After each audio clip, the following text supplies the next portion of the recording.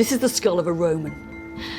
When we say Romans, we tend to think of men from Italy, dressed up in togas, orating in the forum, tramping over the fields in armour, building bridges and probably overeating. This Roman lived in York, and this Roman was a woman. All we know about her comes from her bones and what was found with them. She can't have been more than about 20 when she died, and she must have been pretty well off, to judge from the nice jewellery that was found with her.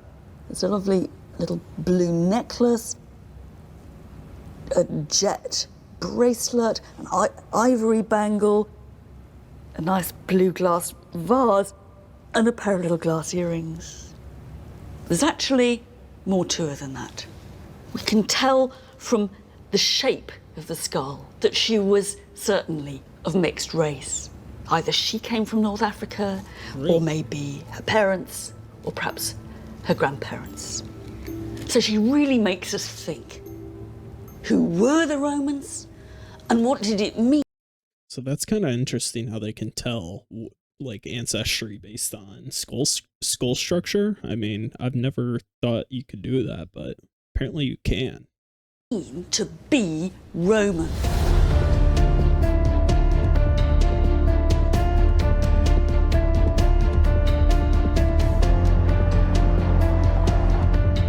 Of all the ingredients that helped the Romans build their empire, none was so successful or surprising as the one you can't see: citizenship, and their ability to turn people not born in Rome into fully fledged Romans.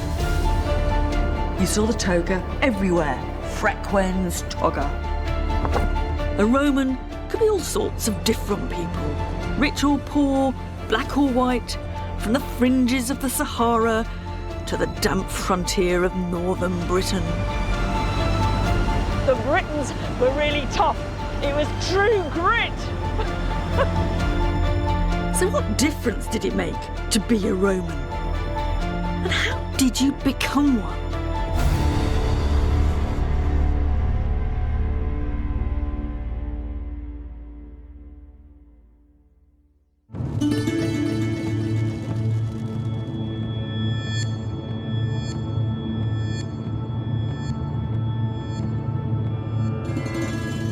Buried behind a modern industrial estate in southern Spain are the ruins of a small Roman settlement. You have to be pretty determined to find this site. I don't think it... So they really invested into Spain. Maybe that was their end goal. Is that like their westmost frontier? So maybe. It's on the main tourist beat, really. This is the beginning and the entrance to the side. So it's beginning to look a bit more hopefully Roman. Right.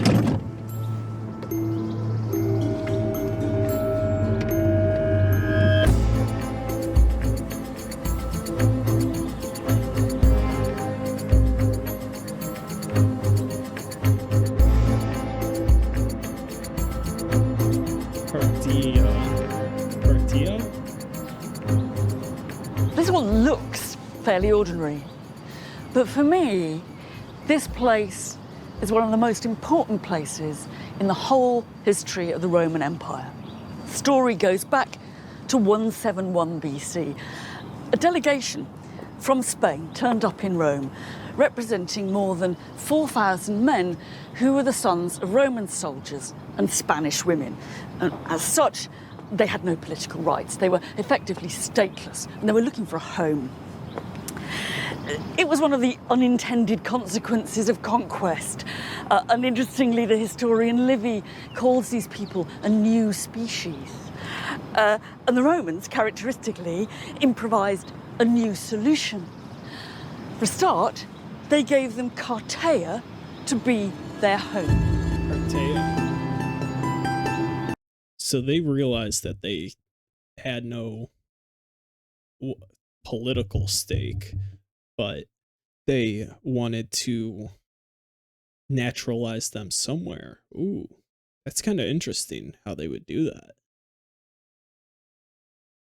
But the Romans did more than that. They didn't just give them a home, they gave them a status. They made them Latins, which was a kind of halfway house between being full Roman citizens and not citizens at all. Now that may not sound very much, but it was actually revolutionary because it established the principle that you could be a Roman citizen of some sort without having anything to do with Rome and Italy itself. Well, that's interesting. And it kick-started a process that ended up hundreds of years later with every free inhabitant of the Roman Empire being a Roman citizen.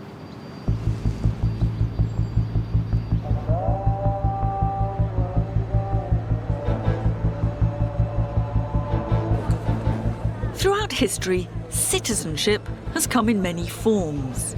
But the idea that outsiders in large numbers could become Roman citizens was entirely new in the ancient world, radical, startling, and the unique ingredient of empire. To see what being Roman looked like thousands of kilometres from Rome itself, I've come to what is now Algeria, on the empire's southern edges.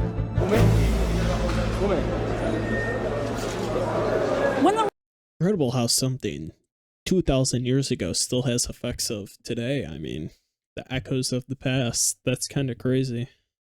Romans conquered a place.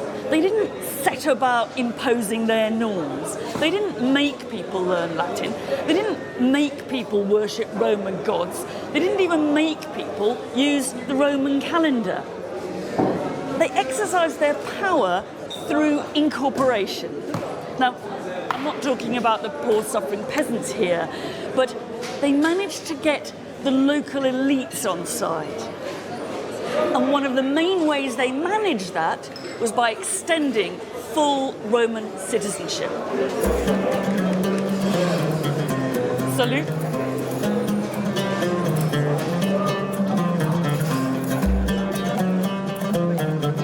Roman citizenship was always a gift. You didn't have to pass a citizenship test or pay a fee. You didn't have to learn Latin, and you didn't have to salute the flag. Not that Romans had flags, but you know what I mean. So why would you want to be a Roman citizen? Well, there were all kinds of particular legal rights it gave you to make contracts, marriage rights, and it meant you could never be crucified. But I doubt that that's what's driving most people. The important thing about Roman citizenship was that it gave you a stake in Rome. It's a bit like the American dream. You know it doesn't work for most people, but the dream still matters.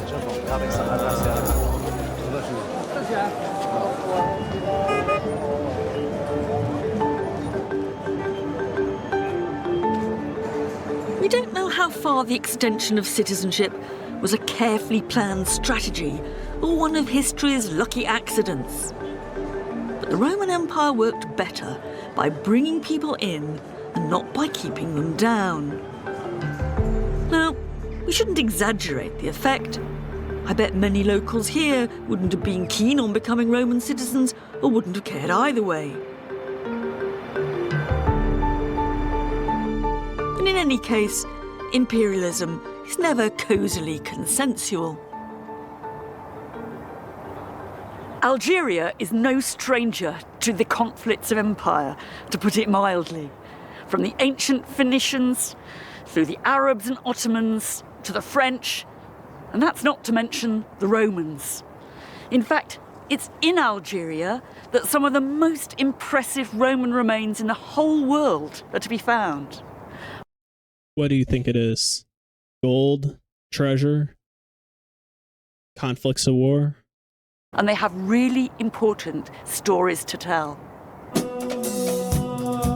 The story of Roman Algeria began, as most stories of the empire began, with the brutal oppression of the native population. I'm driving through what were once the killing fields of Africa. It's where the Romans fought for decades, and even after the conquest proper, there were thousands of soldiers stationed here, policing and nudging the frontier south. Even in parts of the empire where there had been no towns before, the Romans sponsored, encouraged, and bankrolled the building of cities, Roman style. Timgad was originally built for retired Roman soldiers serving nearby to settle. And it reveals a lot about how Rome put down roots far from Italy and how its identity and culture flourished at the fringes of the empire. I'm beginning to get my bearings now. So they treated their citizens with, I guess it was more world building. No, I wouldn't. That's a bad term. More humanity, I guess I would say, compared to other civilizations at this time. But still, I mean, I don't know. It's a hard situation to express. I mean, they really invested in their people. That's what I see. Must have been one of the main gateways into the town. When you first walk in, it looks a terrible jumble, actually. But almost instantly, you come to a cross street. You can see another paved street on an absolute grid pattern. This must be one of the best surviving examples of Roman town planning anywhere in the empire. It's a pretty aggressive statement of Romanness in the middle of the desert, which means it's not that hard for me to find my way around. And I guess I'm now in a little house and a rather splendid door.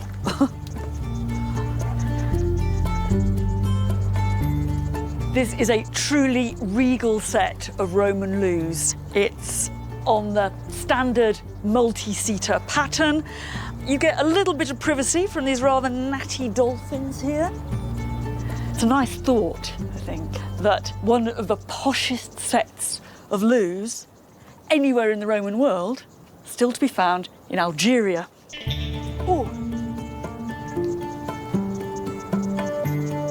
What I've got in my sights now is a rather grand building coming up, the grandest we've seen, really, with a whole load of columns, which is worth exploring, I think.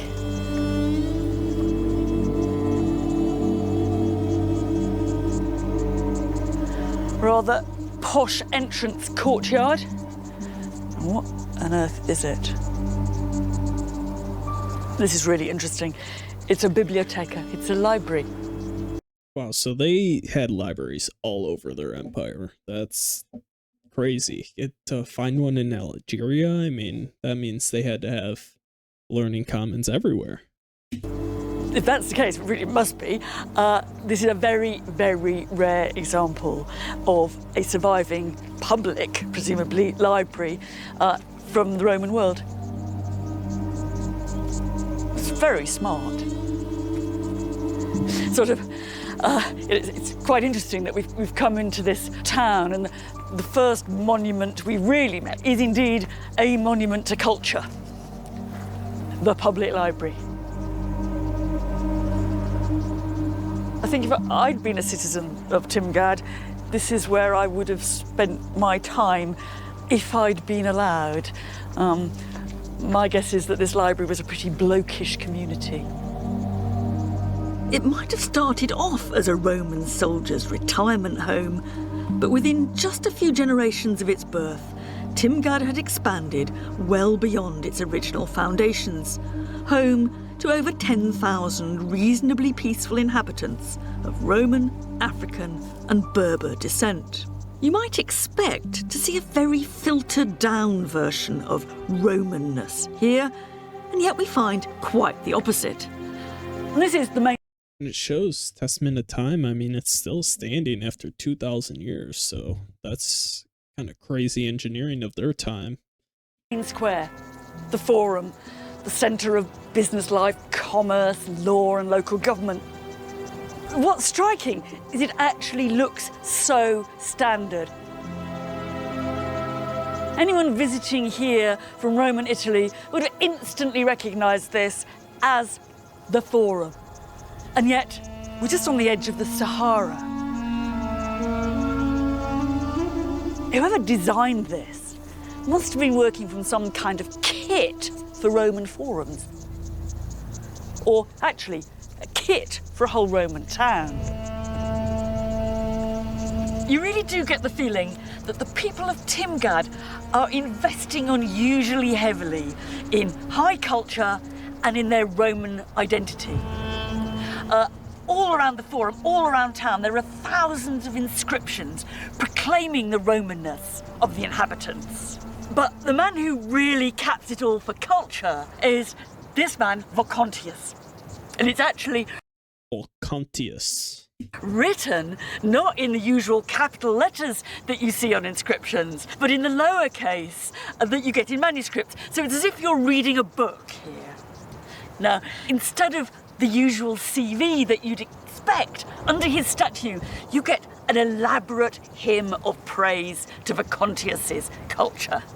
The Ordo, the local council, has put this up to him.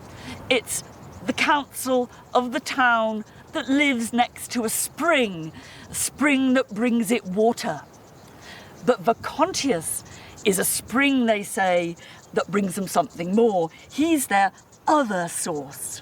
What he's a source of is not water, it's culture, literature, and eloquence.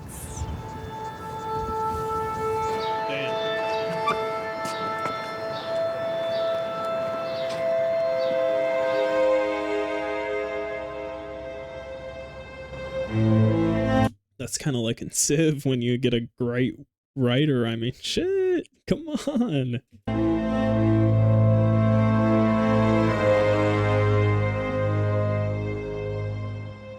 Here, on the margins of the empire, the people of Timgad are as committed as anyone else to showing they are Romans. All these mosaics come from the floors of buildings in Timgad, and they give you some idea of what the original colour of the place must have been like. And also the richness.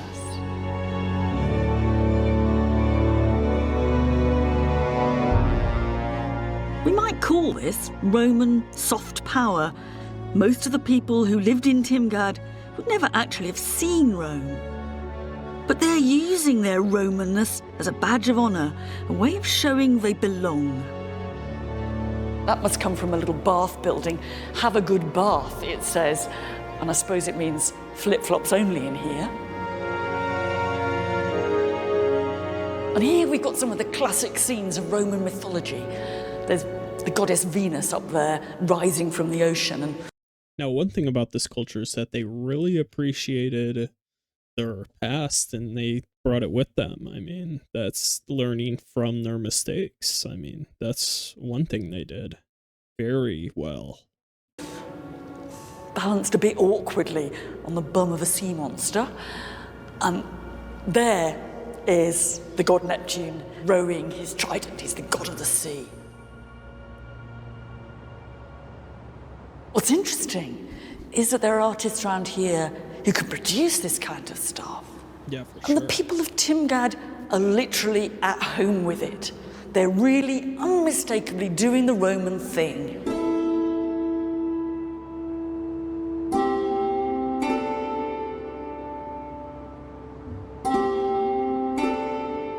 I'm sure there must have been awful quarrels going on here, but on the surface, Timgad looks a pretty happy little place. And that's summed up by this bit of pavement art. What it is a gaming board with words written across. In fact, you move your piece from letter to letter. And the words make a slogan.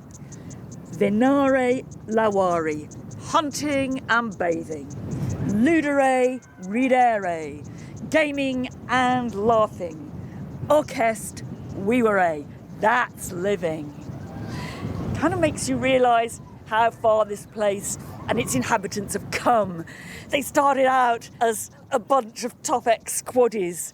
A few generations later, they're not just hunting and bathing, they're bookworms in the local library, and they're visiting a rather posh local lavatory with dolphin fittings.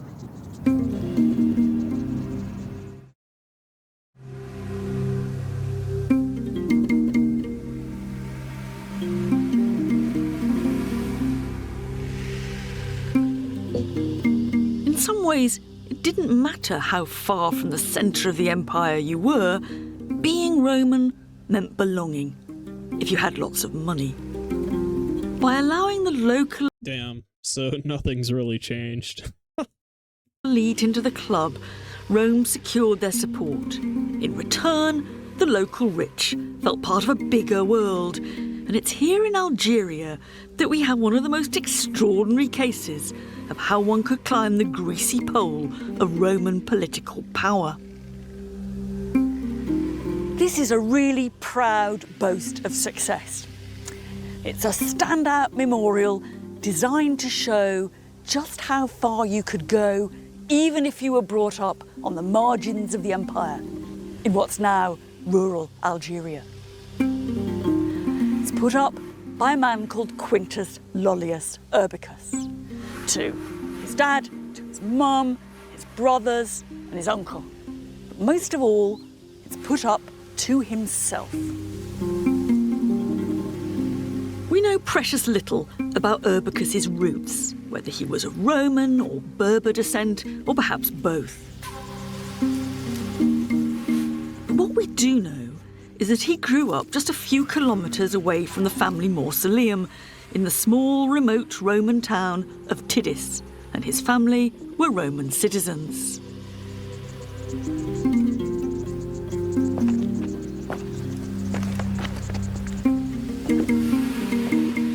And you can tell it's Roman because of all these winged willies. Even in its heyday, Tidis is unlikely to have had more than 1,000 inhabitants. It's more of a village than a town. And I doubt that it was particularly well known in Algeria. No one else in the Roman world would even have heard of it. But he still made that monument just 'cause. This really must take the prize for being the smallest forum in the whole of the Roman Empire. Local offices there, loads of plinths that once carried statues of emperors and local bigwigs.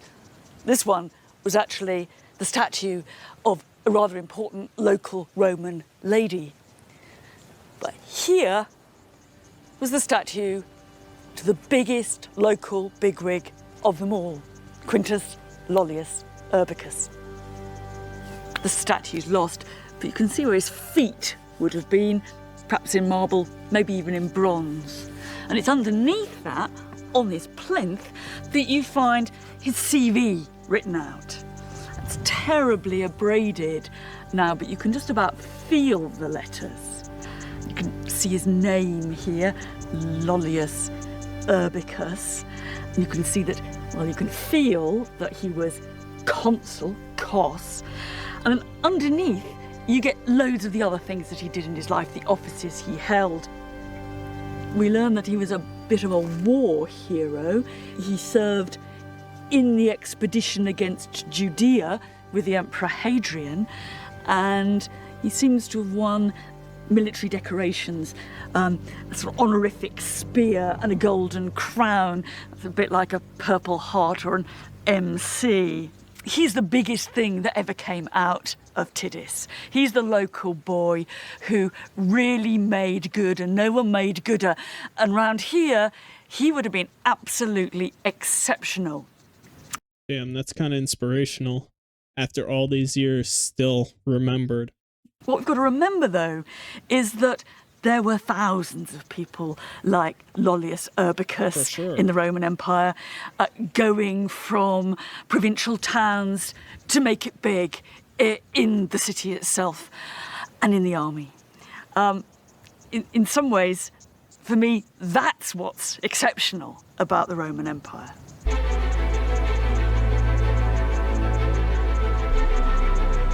The story of Urbicus doesn't end here. If we follow his trail, Urbicus takes us about as far away from Africa as you could possibly get in the Roman Empire.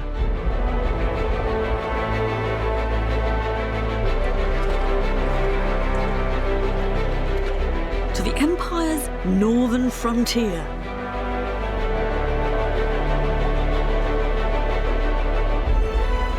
It's in Britain that a plaque was discovered put up by a unit of the Roman army, recording some new building they'd just erected.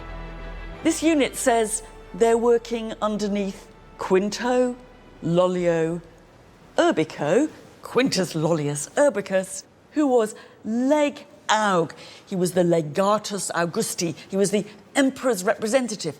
That's to say, he was the governor of the province. So our man from Africa has ended up with the top job in Britain. Damn. Before Christ, he made it that far. That's like, how far is that? 1,500 miles? More. In Britain? What a saga. We need a movie on this guy, man. Come on.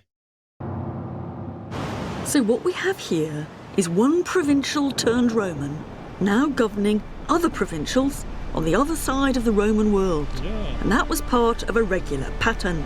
What Lollius Urbicus from North Africa made of his time in Britain, we can only guess.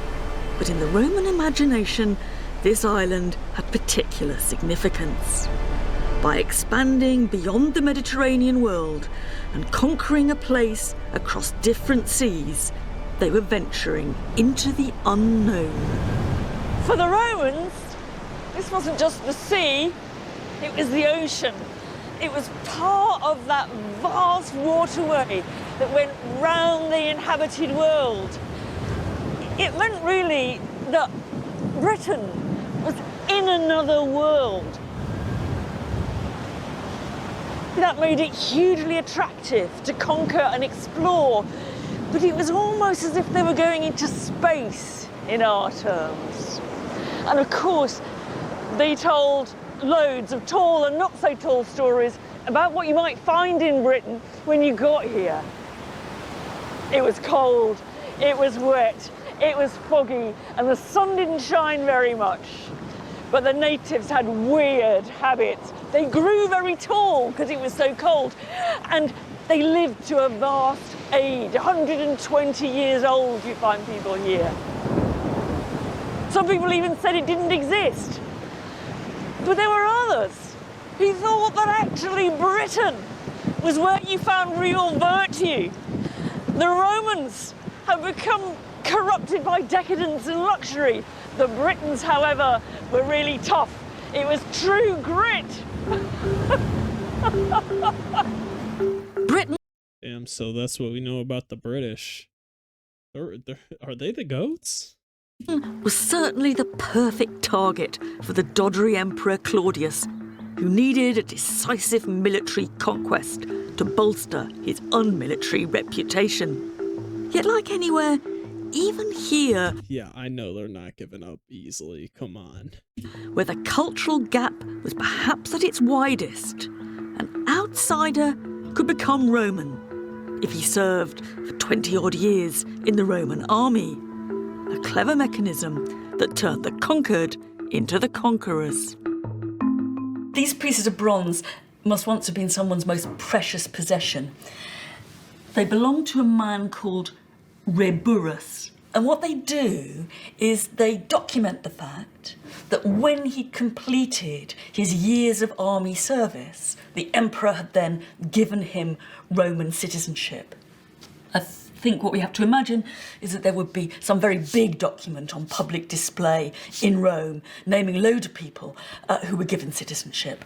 But individuals could get their own personalised little copy like this. It does a bit more than just give him citizenship. It's very clear about that. Civitatem. It also gives citizenship to his children, to his descendants, and if he's living with someone as man and wife, the wife gets citizenship too. But if he's a bachelor, then anybody he subsequently marries will get those same rights.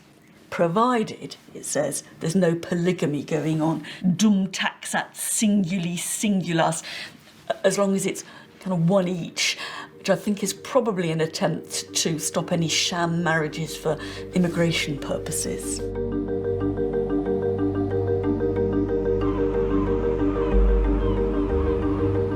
Reburrus was Spanish in origin, but he'd done his military service in Britain and almost certainly settled here on retirement. He was one of very many. Because long after the Emperor Claudius had celebrated his British conquest, guerrilla warfare raged on, and there were Yeah, I knew it. They do not give up easily, bro. Come on. thousands of Roman soldiers based in barracks across the country, like this one, tucked away amongst modern terraced houses in South Shields. This all looks very Roman and very military. But we shouldn't imagine that this was a world in which Roman soldiers were cooped up in their barracks and the native British were somewhere outside. There were all kinds of things going on here and all sorts of people, traders and money makers, slaves and women and children. It was a small community but a very mixed one. And we certainly shouldn't imagine that all the Roman soldiers came from sunny Italy, just itching to get back home to better weather and better food. Most of the men actually came from places much like this in other parts of the empire, from Belgium, Germany, or northern France. And for a real glimpse into the cultural complexity that you find on the northern frontier, I think this tombstone is absolutely extraordinary.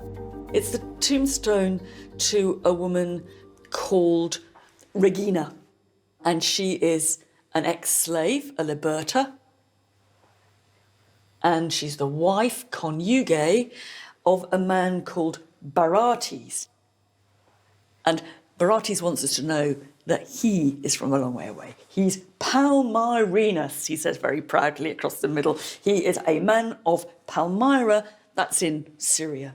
She came from down south. She's Natione Catwalona. She's a member originally of the Catvaloni tribe, somewhere around St Albans now. Interestingly, underneath, we've got another text written this time in Palmyrene. Now, my Palmyrene's a bit rusty, but I'm assured it says, Regina, the ex-slave of Barates. Alas, how much I miss her. But that's not all there is to it. The image, too, has that kind of cultural mishmash to it. And partly, she looks here like many Roman women are represented in death. They're obedient, they're doing their spinning. You've got her wool down here. Got a little treasure chest here. But it's not quite as simple as it seems, because various bits of the image seem to be drawn almost directly from Palmyrene or Syrian examples. Sadly, someone's bashed off her face, but what you can still see of her hairstyle is a kind of hairstyle that you find in tombs in Syria. And this little idea of having the spindle held in her hand and put across her lap, that's also found very often in Palmyra. So you've got Palmyrene. The preservation of culture still. They didn't assimilate them. They integrated them, I guess I would say. Roman British identity being paraded both by the writing and by the image. Now, for me, this raises any number of questions. I mean, I wonder, for example, how a poor girl from the Catvaloni tribe ended up being the slave of a Palmyrene and eventually marrying him and ending up here on Hadrian's Wall. But I wonder even more, really. I mean, did this couple stick out in 2nd century AD South Shields? Did people sort of think that their relationship was noticeable, or did they just blend in with a lot of other people who were enjoying very kind of mixed relationships? And what language do we think they spoke at home? And I guess overall, this looks to me as if it's an absolutely perfect example of the kind of clashes of cultural identity, the merging of cultures, if you like, the sort of cultural mess that you find when you look carefully at the kind of communities you have here.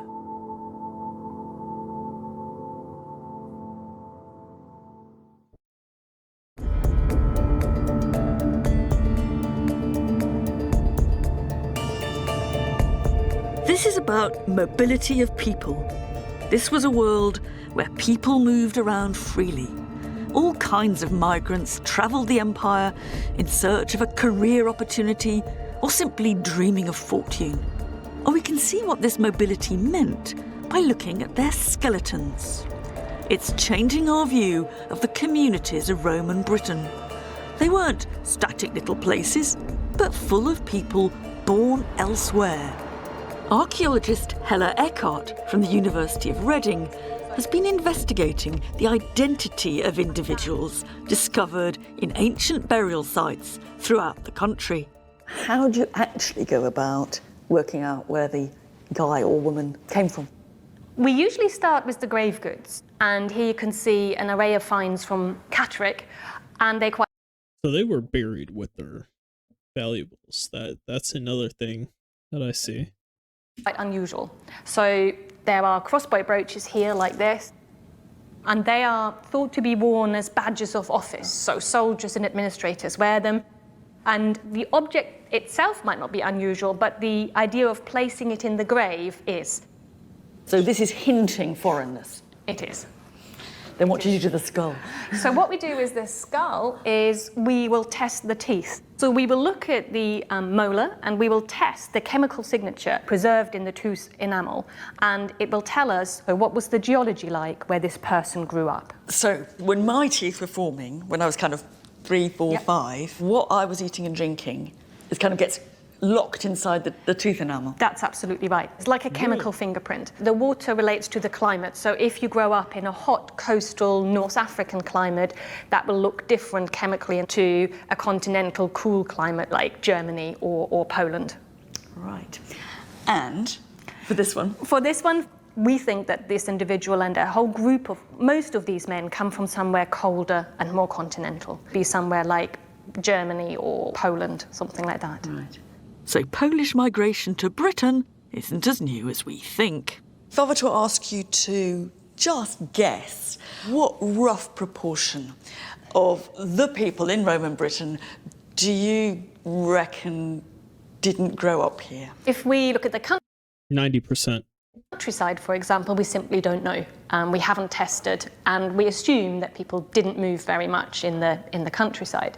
But for the cities, which is where our work has been, we think 20 to 30% of the ones we've sampled may be incomers from outside of Britain. So quite a significant proportion of migrants doing what? The cities are very mixed and diverse, and what they seem to be doing, a lot of these individuals are in quite high status roles.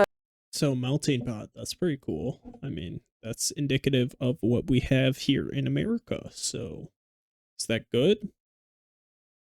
Can this be shown as a precursor to what we should expect as a population? So the lady from York has very rich grave goods.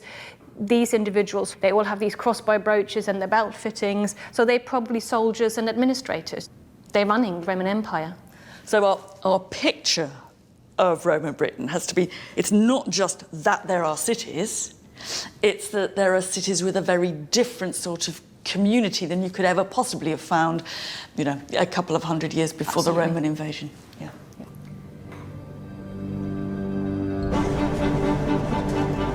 These migrants, Poles and Germans, people like the Yorkshire lady with roots in North Africa or Baratis from Syria, made the Roman Empire just as much as the emperors and the politicians did. And it isn't just a question of moving around the empire. It's also people from the provinces making it to Rome and getting to hold the highest positions of power in the capital itself. In our terms, the Roman ruling class was strikingly ethnically diverse. But we shouldn't conclude from that the Romans were all sugar-coated liberals. When they felt like it, they could be just as xenophobic as anyone. And we can see that from an extraordinary survival in the French city of Lyon, that's to say, in Gaul.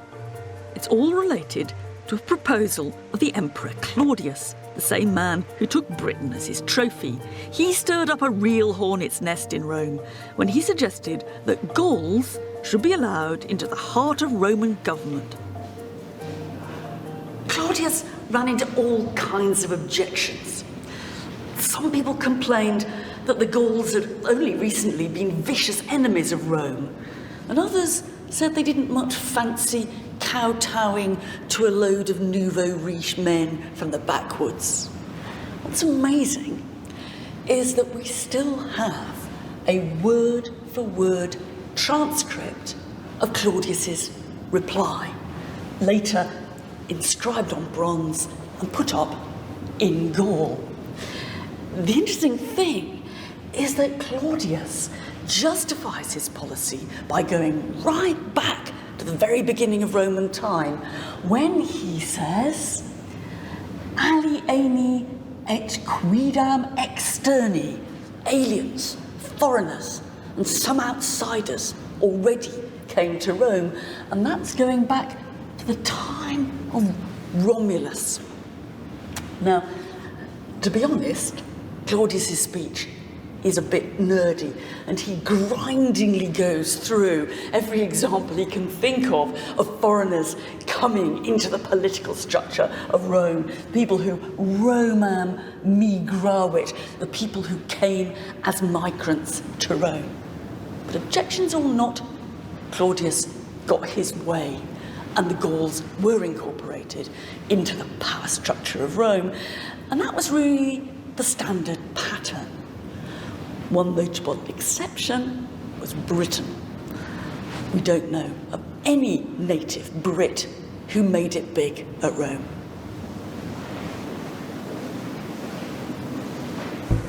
If the Brits never dominated Rome, the Roman way dominated Britain.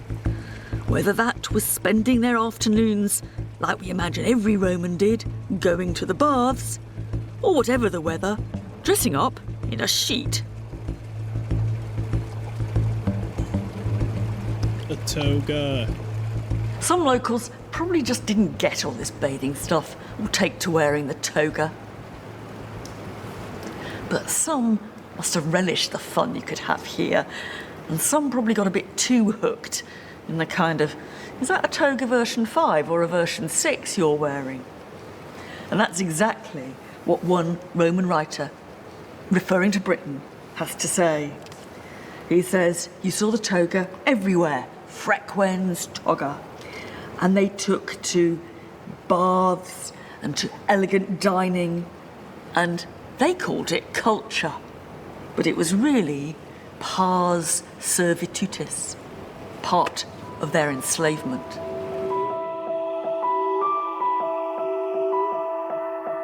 This was partly mocking the people for their Roman pretensions, and at the same time acknowledging that it played into the hands of Rome.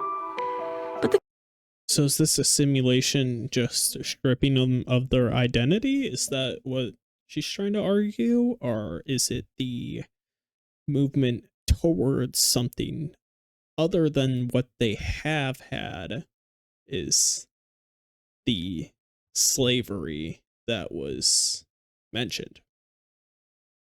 The cultural interactions are more complicated than that. Here in Roman Bath, long before the Roman invasion, the local population had worshipped the goddess Sulis at these hot springs. After the conquest, the Romans saw her as the equivalent of their own goddess Minerva and addressed her by that name. She began to be called Sulis Minerva, a hybrid god combining both identities. But was she really native, or was she Roman? What's left of the facade of the temple tells us a lot about the world of Roman Bath. Some of it is really very, very Roman, but not all. It looks as if, in the middle of the gable, the sculptor has been asked to do an image of the shield of the goddess Minerva, which in Roman mythology had at its middle a sneaky-headed female figure, the Gorgon, looking out. That's fine, except what we've got here is a bloke with a moustache. Now, So the question is, has the sculptor just got it wrong? Has he failed to be properly Roman? Or has he perhaps refused to be entirely Roman? And is this Sulis, creeping in? Is that the rebellion that they had?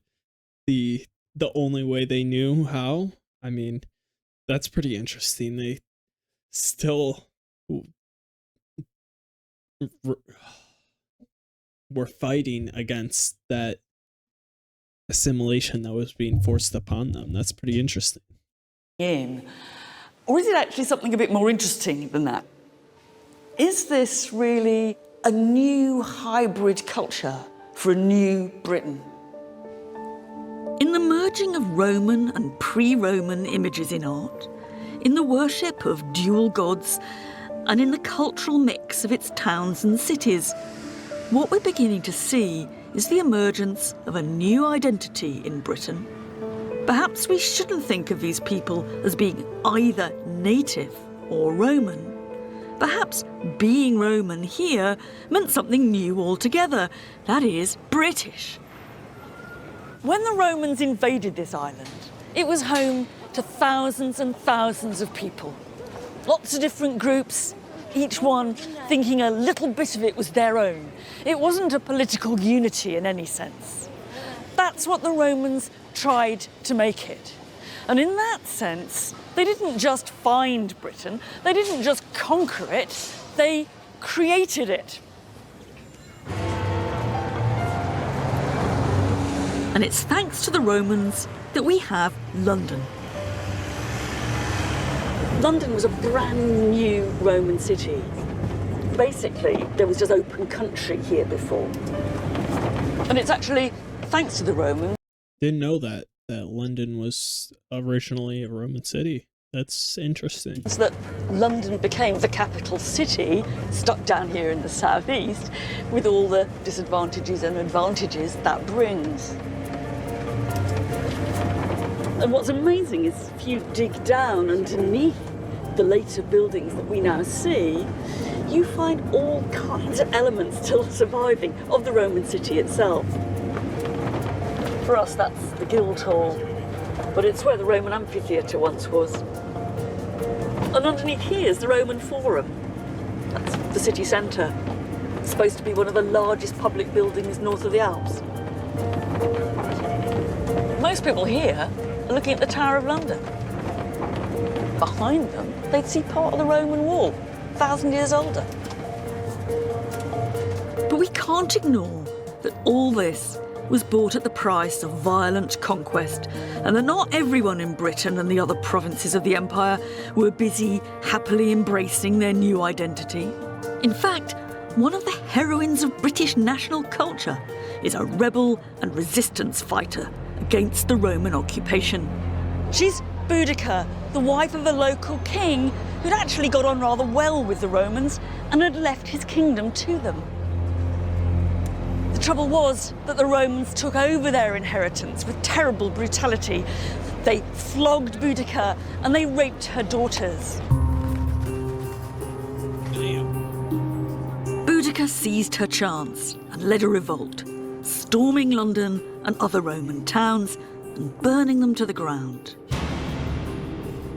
On one occasion, Boudica's forces are supposed to have cut off the breasts of the Roman women and sewed them into their mouths when they killed them.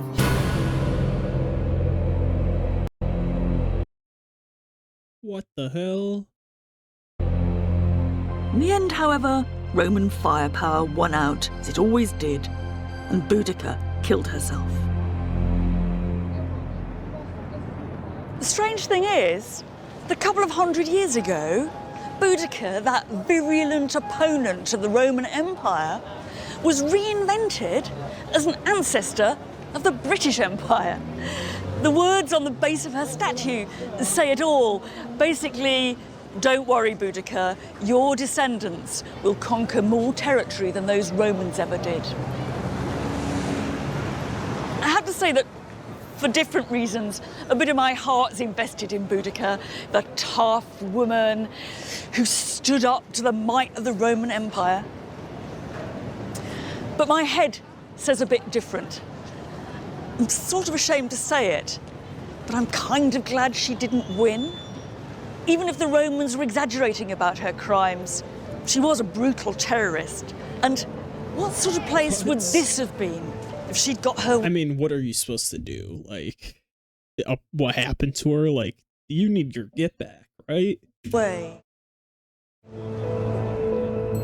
I often find it hard to decide which side I'm on, Romans or rebels.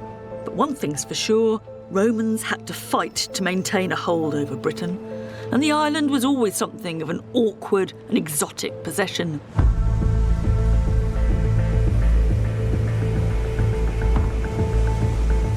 On the other side, going east, things are very different.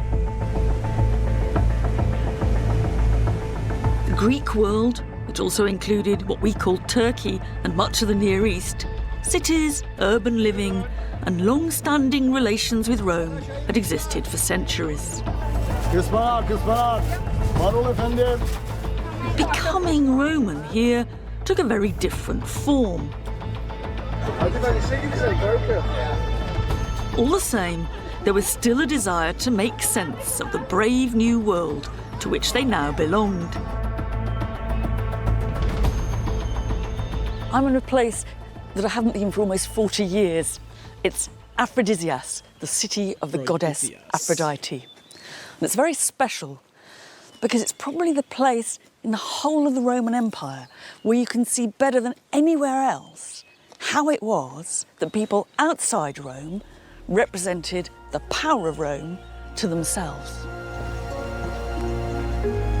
And we can see how the two civilizations of Greece... So they were really just proud people about their culture. I mean, they wanted to flaunt it in front of everybody else. That's interesting in its own right. I mean, at what point do you say, this is enough? This is too much? I mean, I guess they never did. Greece and Rome came together, and what the empire looked like from the Greek side. People in the eastern part of the empire went on speaking and writing Greek like they had for centuries. The Romans didn't make them change to Latin. They went on being Greek under Rome. They went to Greek plays, they read Greek books, they worshipped Greek gods in Greek temples, and they did something the Romans rather disapproved of: naked athletics in stadia like this one. Why do they have to be naked? Like, bro, come on. We can't wear a toga. Like, come on. This is the 30,000-seater stadium of Aphrodisias.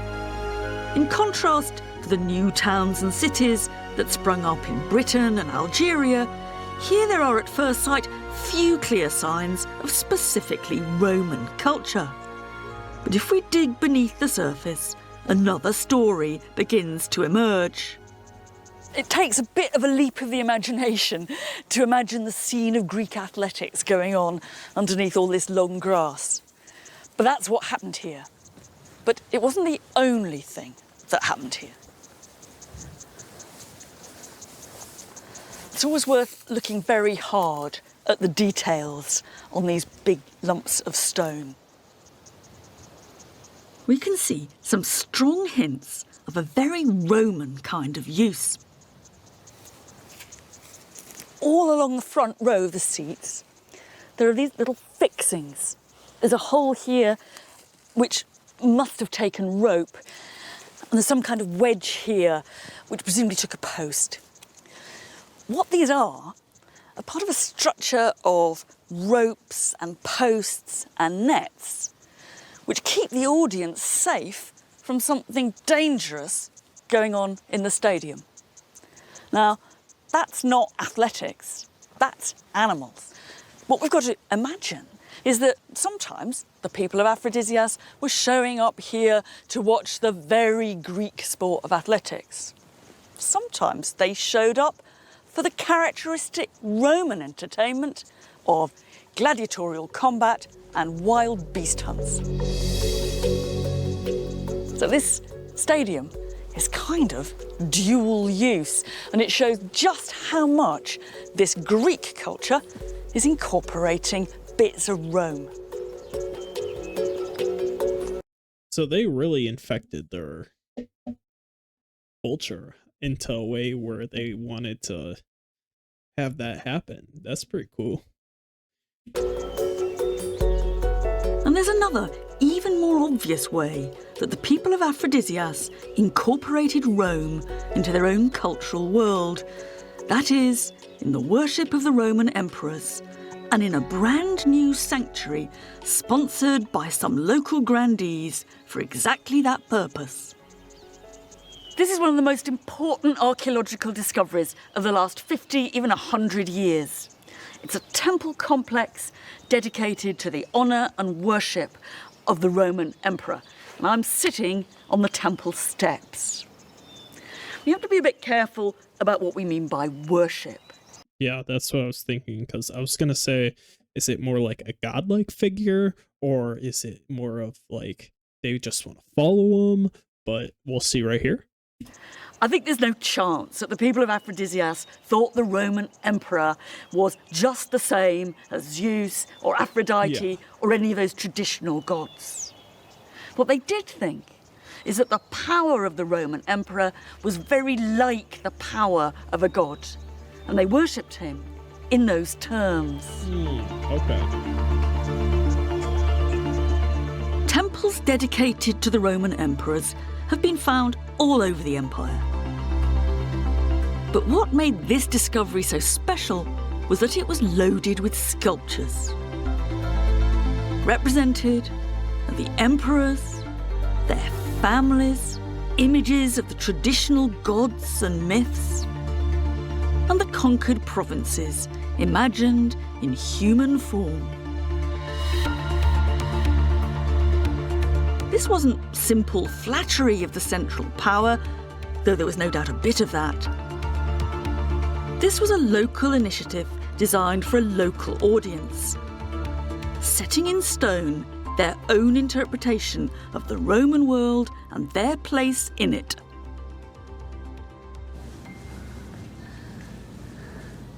And here's an almost naked emperor having a go at a province. What's quite interesting about all the ways that provinces and conquered territories are represented in this series is that they're all female. So there's a wonderful bit of gender, or a horrible bit of gender politics going on with the heroic, masculine emperor slaughtering or raping the helpless woman.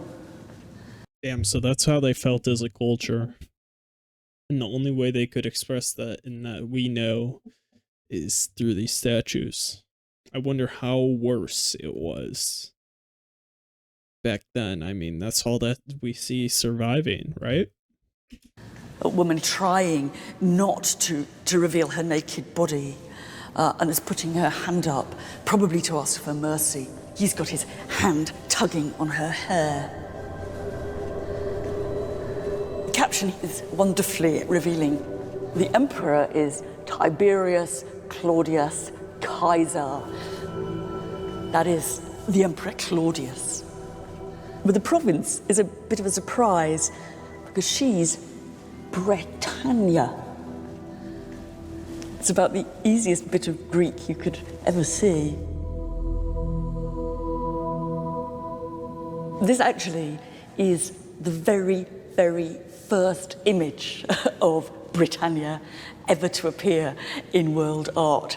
And I think it's a bit of a shock to discover that she's not appearing as a proud warrior woman on the back of a coin, but she's here as a rather sad victim of what is, to all intents and purposes, rape by a Roman. But it's funny that once you get down to look at the captions, you start to see these sculptures in a bit of a different light, because they were really meant to be seen very high up from below, and they look quite different from this angle. And the lower you get, actually, the better this one works. And so, if you actually lie down, what you find is you're looking straight up into the rather pathetic face of Britannia. And that must be the view of her that the Aphrodisians walking down the porticos must have had. We can only wonder what they would have thought as they looked.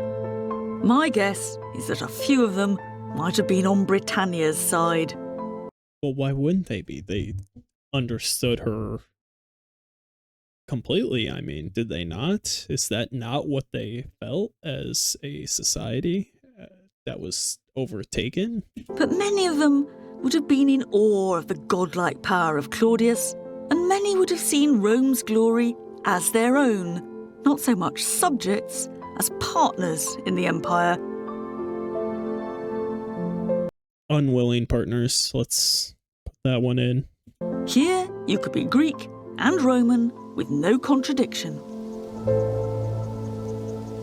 For me, the really important thing that comes out of all this is that there was no single way to be Roman.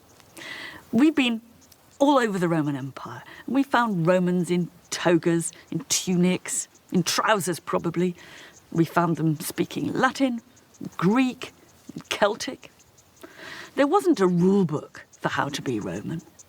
In fact, it was the sheer diversity and the acceptance of diversity that actually underpinned the Roman Empire.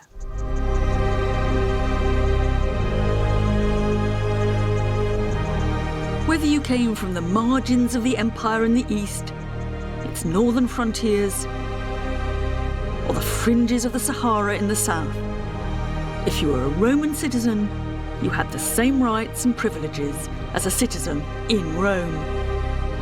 And that was radical and new, an idea still worth cherishing.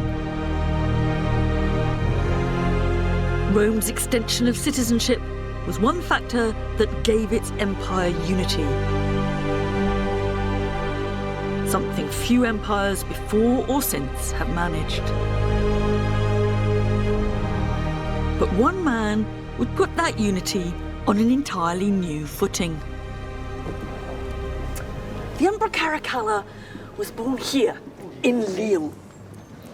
And he's gone down in history as an awful brute. He started his reign by murdering his brother, a bit like Romulus. But in this case, the poor lad was sheltering on his mother's lap. And things went on from there. But in 212, he changed the world.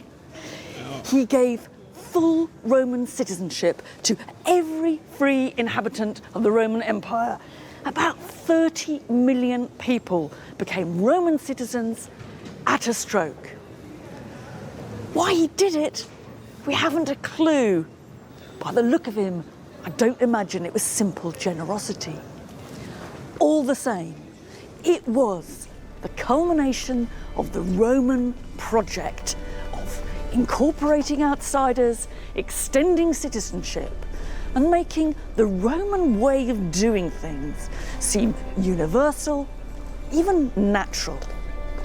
After 1,000 years, in a way, this was the triumphant finale of that project. But the truth is that when they became all the same, the Romans soon found new ways to divide and exclude.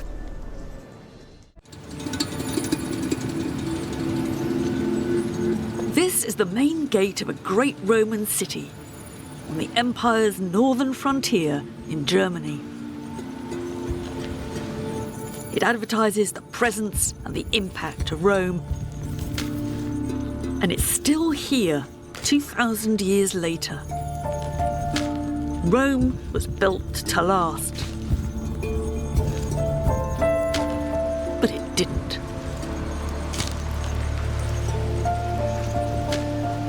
One of the biggest puzzles about the Roman Empire has always been what caused its decline and fall. Historians have been debating that one since the 5th century AD, and we still haven't agreed an answer. There are all kinds of theories, from the sensible to the silly. Was it the invasion of barbarian hordes? Or was it galloping inflation? Was it corruption, public and private, too much sex? Or maybe corruption, too little sex?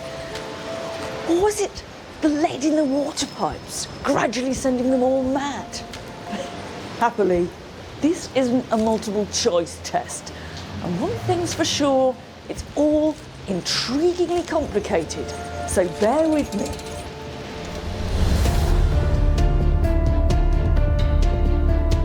So how do you guys think they went down? I think it was the corruption. I feel like that was the main thing that got them. Please hit that subscribe button, and if you want to watch the next part in the series.